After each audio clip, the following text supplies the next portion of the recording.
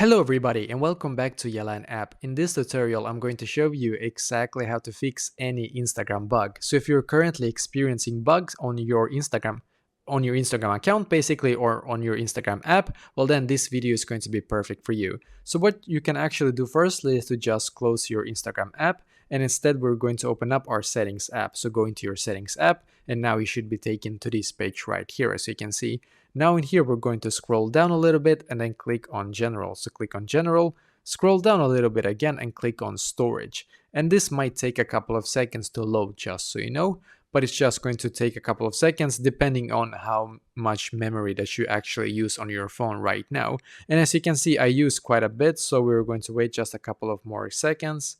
And after it has actually loaded, then we're going to scroll down and find Instagram app. So now I'm just going to scroll down in here, click on the Instagram app, and then we're going to click on upload app in here, and then once again click on upload app.